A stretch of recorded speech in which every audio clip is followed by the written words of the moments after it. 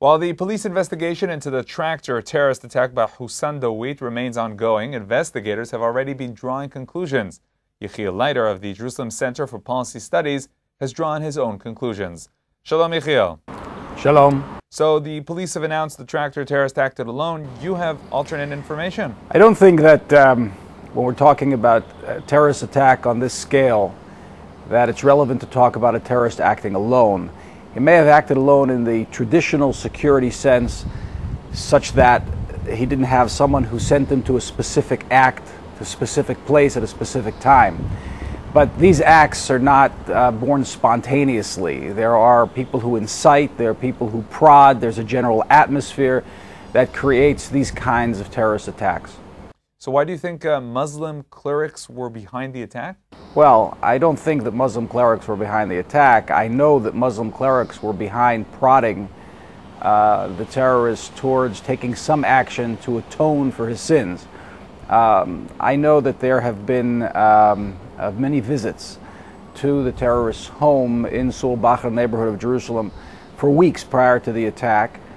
We know that he had a very corrupt and criminal history, and we know without a doubt that he was paid many visits by Muslim clerics encouraging him to atone for his sins.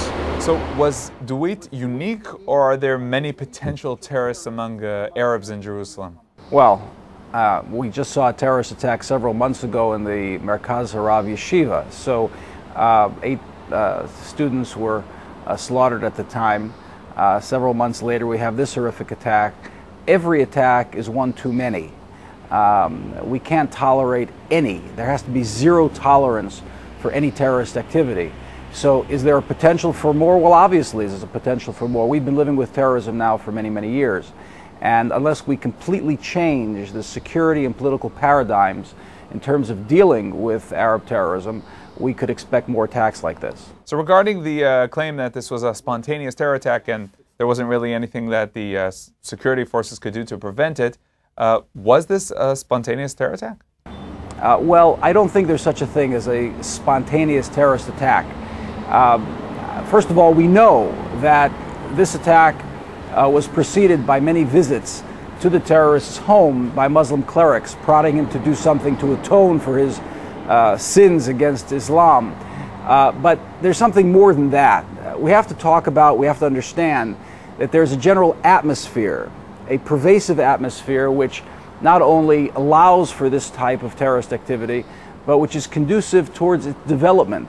If we take a tour through East Jerusalem, accompanied by such figures as Mati Dan or as Davidele, people who are building Jewish properties in East Jerusalem, we will find that there are hundreds of illegal Arab homes in the very close proximity to the old city, not to talk about the tens of thousands of illegal homes that have been built in East Jerusalem since the Oslo Accords in 1993. Now, if those homes are allowed to stand, what the government of Israel is doing is creating an atmosphere in which vandalism, breaking the law, disrespect for the legal process in Israel is actually promulgated. That leads to the next step, to stone throwing, for example. But we know where the law is implemented, that there is a holding back on the part of the Arab community and a respect for law. For example, in the Yemenite village, Kfar Shiloach, just 3 years ago, when the Jewish family moved into Jewish properties, there was stone throwing in that area. And one of the perpetrators was caught and sentenced to 3 years in jail. Since then, there has been no stone throwing. So when we apply the law, when we apply the policy that was applied in New York called the broken windows policy, where there's zero tolerance for any sort of vandalism, any sort of criminal activity, it doesn't lead then to violent crime. Now everyone is discussing the destroying of the Dawit's family's house. Was his family aware of the planned attack but stayed silent? I can't say with authority that they knew specifically about this attack or his intentions to conduct this kind of attack, but we do know that his family and neighbors were well aware of the visits paid to the terrorists by Muslim clerics repeatedly in the weeks prior to the attack.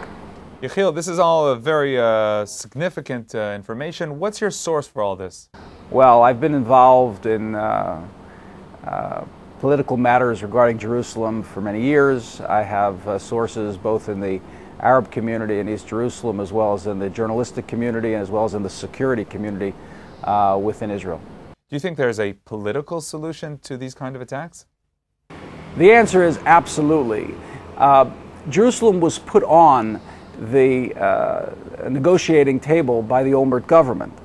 The result is that there has to be some sort of problem in Jerusalem, otherwise there's no reason to negotiate over the redivision of Jerusalem. So when everything is quiet in Jerusalem, there's no impetus, certainly from the Arab perspective, to push towards its redivision.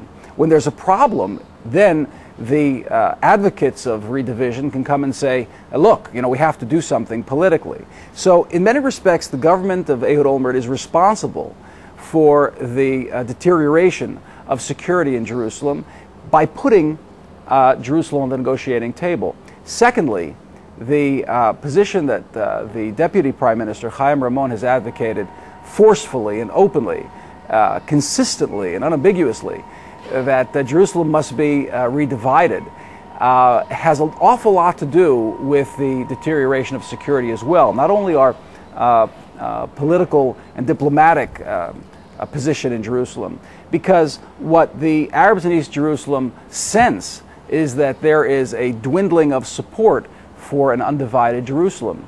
And the result, as always, is, to Israeli weakness, is terrorism against Israeli targets, against the Jews of Israel.